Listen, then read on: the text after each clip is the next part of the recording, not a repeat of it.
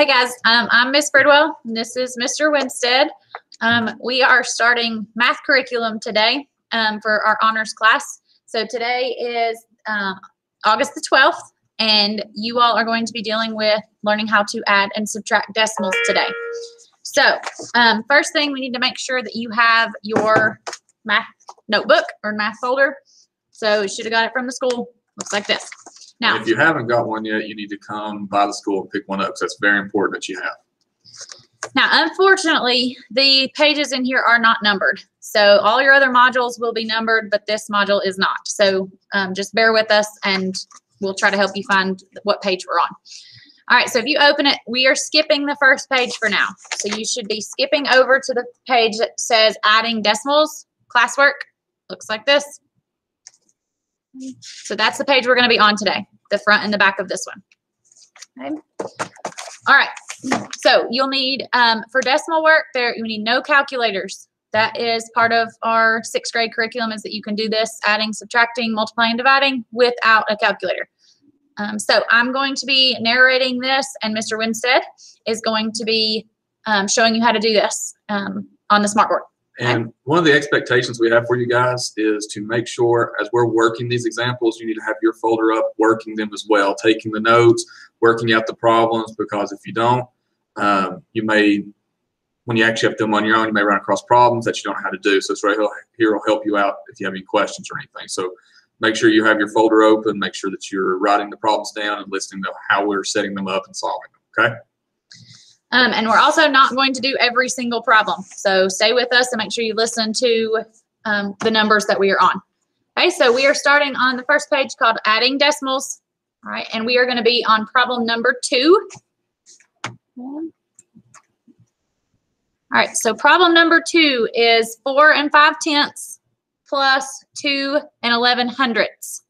So Mr. Winstead's going to work this problem out for us. The first thing that we want to make sure that we do is always, always, always, when we add and subtract, we need to line up our decimal points. So he is rewriting the problem vertically, because it makes it easier to be able to solve this. So place value, you need to make sure that you have the ones over ones, tenths over tenths, and hundredths over hundredths, so on and so on. Okay, so once you've got the decimal points lined up, you can go ahead and add zeros as placeholders. So for instance, in the first part of this problem, we got 4 5/10. We might add a 0 in the hundredths place to make it easier for us. Okay, next thing we always do is go ahead and bring that decimal straight down into your answer. Now, once your decimal's in your answer, you just add this up just like you always have since early elementary. So you start with your 0 plus 1, we know is 1. 5 plus 1, we know is 6. And then 4 plus 2, we know is 6. So your answer to this problem should be 6 61/100. Okay, so that's what we're looking for, is that you could show us where you've rewritten the problem vertically, filled in the zeros if necessary as placeholders, and you have circled your answer. Okay. All right, the next problem we're going to do is number 5. So we're skipping to number 5. All right, the first part of the problem is 62 9/100 plus 4 586,000. All right, so now we've got our problem written down, which is exactly the way you see it in your workbook. So first step, we need to rewrite it vertically where we line up the decimal points.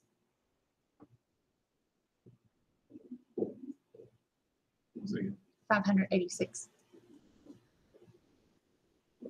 Okay, so his decimal points are lined up now. Second step, he's going to add zeros as placeholders just to make it look nice and neat and help us. Okay, next step, decimal comes straight down into your answer. And now he's just going to do his addition. So 0 plus 6, and then 9 plus 8, 5 plus 1, 4 plus 2, and 6 and nothing. All right, so he has his answer. So 66 and 676 thousandths. Okay. So that should be fairly easy once you line up the decimal points. That's really all there is to it. You just go back to early elementary and adding up your numbers. All right, so second thing we're going to do, so that's all we're going to do on that page. So now we need you to flip to the back of that. And this page you should see subtracting decimals. So the whole front side is adding, this side is subtracting. All right, so we're going to do a couple of these as well. Let's start on number 2. We're going to do number 2. Yeah. All right, so it should be 142 and 3/10 minus 411 thousandths. Okay, subtraction is done exactly the same way as addition. First thing you do is always rewrite the problem and line up your decimal points.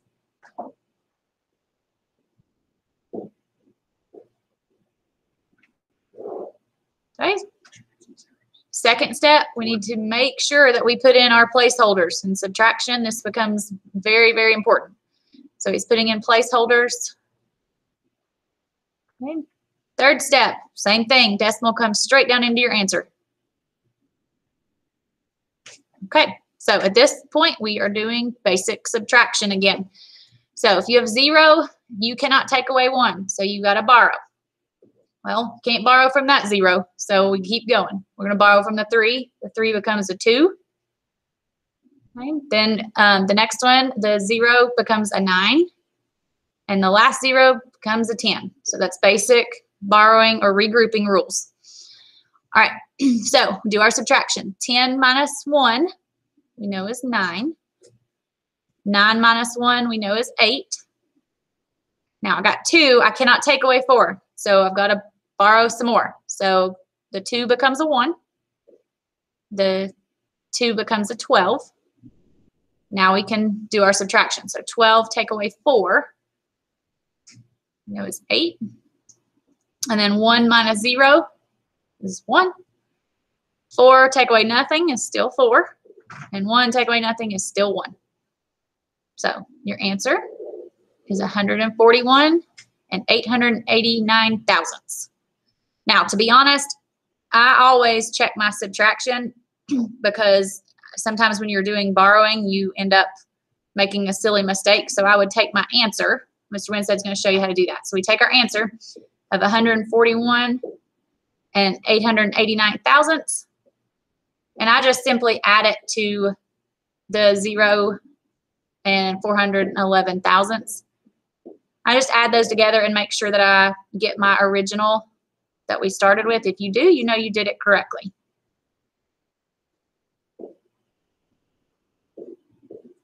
So it's just a way to check yourself. That's not a step that you have to do, but sometimes it seems to be a little bit easier. There we go. So you know you did it correct. All right. So that is subtraction. All right, we're going to do one more problem for you and then let you guys work. Now this problem is a little different. So we're on number 6. Number 6. So you've got 26 as a whole number, and you're taking away from that 14 and 65 hundredths. Now this one's a little tricky. Anytime you come to a whole number, there is a decimal point. Okay, we tend to take it off and it's invisible.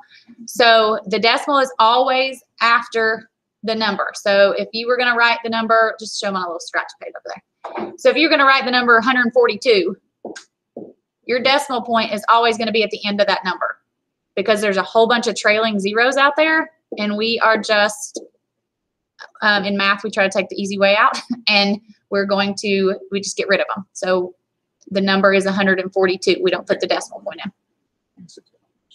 Right. If you think of it as money, there is trailing zeros out there. So this situation in the number 26, you should realize that the decimal point is still behind the 6.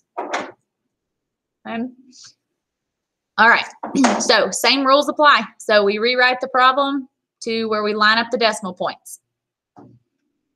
Now this is an area that kids tend to make a lot of mistakes with, so you got to make sure that whole number, you know that the decimal is after it. So this is a subtraction problem. All right, so second step, we're going to plug in our zeros or our placeholders. Okay, let's bring your decimal straight down in your answer. And we do basic subtraction at this point. So if I have 0, I know I cannot take away 5.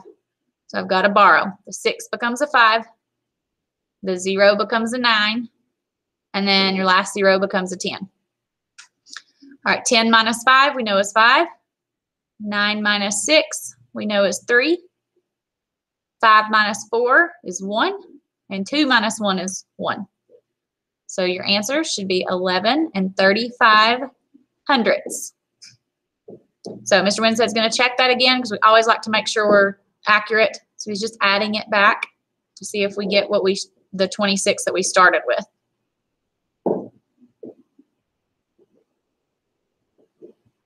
And we do. So we know we did it correctly. So biggest thing is to remember with whole numbers, the decimal goes after the last digit. All right. So there's some example problems for you. So hopefully your assignment will be a little easier. So what we want you to do today, so going back to the first page where we did our addition, okay, we're going to have you all do, let's see, we'll do, you just want to do 1 through 6? That's fine, guys. We'll have this right here on the module listed out, the exact numbers that you do. Just know that it's going to be on the first page that we showed you the example of the adding decimals, and the second part of the problems we want you to work is on the subtracting decimals. So the 2 pages that we worked off of just now will have your problems that we want you to work, and we'll have them listed out on modules in Canvas so you can see exactly where it's going to be. The biggest part, guys, is to make sure that you're lining up your decimals. Make sure your place values are lined up with each other, and make sure you're not making silly errors such as in your borrowing or forgetting to carry a number or something. Because I forgot on the one I was checking a second ago, I forgot to carry my number, so my answer was wrong. So make sure you're not making those silly errors like that. Make sure you're adding placeholders, especially in subtraction, because if you don't, we get a lot of errors that way. So just take your time and don't get in a rush, because I know many of you all think this is super easy and will make small errors. So make sure you're taking your time and checking your work. And we're going to have a Google form for you to put your answers in at the end after you've done the work. And that Google form will tell you if you've got them correct. So there's no reason to use a calculator. You don't need it. You guys know how to add and subtract. Okay? Good? I'm good. So if you have any questions, let us know. We'll be here to answer the questions. But do your best work. Big thing, no calculator, because that's only hurting yourself in the long run. So make sure you get this without a calculator. Have a good day. If you have any questions, let us know.